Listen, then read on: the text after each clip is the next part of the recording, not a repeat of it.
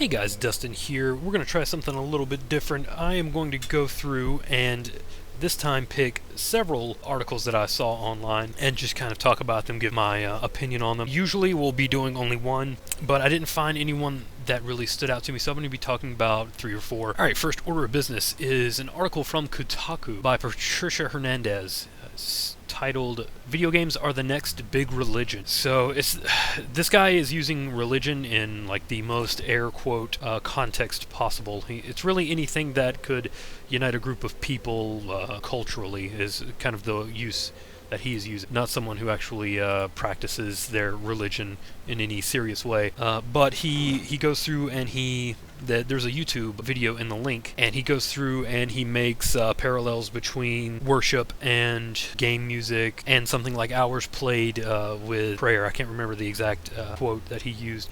But I don't really... I see them as being the next big cultural touchstone, but religion seems a little much. So, guys, go ahead and comment down below. Let me know what you think. He even calls it the Church of the Latter-day Player. Let me know what you think as far as gaming and its parallels to religion. And also, keep it kind and don't troll or you will get blocked. You can express your opinion all you want, but don't be mean about it. Another former EA CEO, John Riccitiello, says there are too many opportunists in the industry. I'll leave it at that.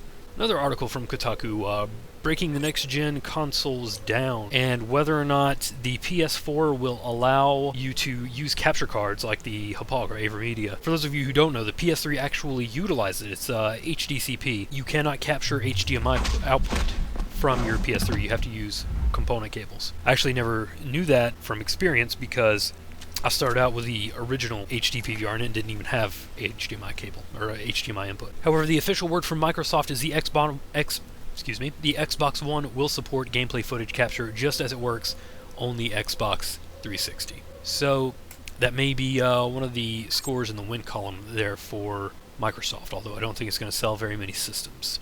Here's one that really I didn't like seeing the headline.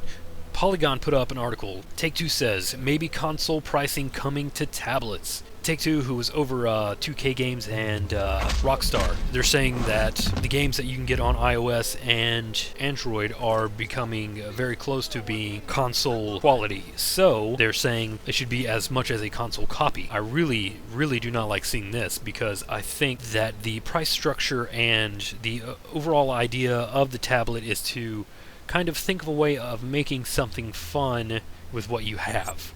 It kind of goes back to the ideas of having the less powerful consoles and trying to make this fantastic idea, this work of art, still functional with all of these limitations.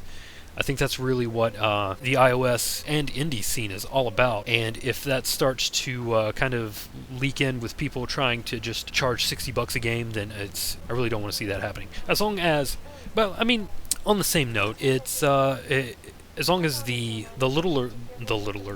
smaller games don't go away, then I have no problem with it. It's not that big a deal. But if every little game that I like to play on my iPhone 5 is going to turn into the next Call of Duty for $60, you can count me out. And lastly, another Polygon article, Sandy Hook Arcade Center closing its doors August 31st.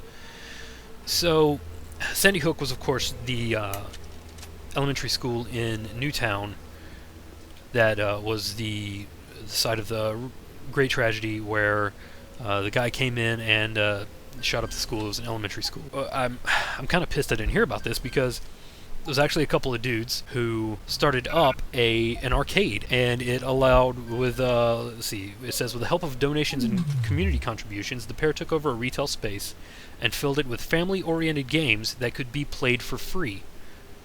So just to help bring together families and to just give people an outlet, something to come and do, and it was essentially for non-profit. It's closing down. They only intended it to be up and running for 3 months, and apparently that's come to an end.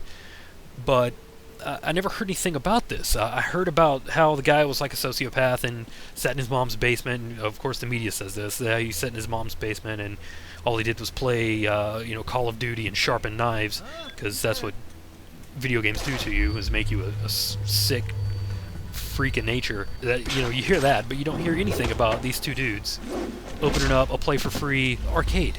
And good on those guys, man. Those are some cool cats. Let me know what you think, and let me know what you guys think about the currently untitled news video series that we are doing. It's not a very elegant name for it. Anyway, guys, thank you for watching. Show some love by throwing us a like, a comment, subscribe. Let us know what you think. Peace out.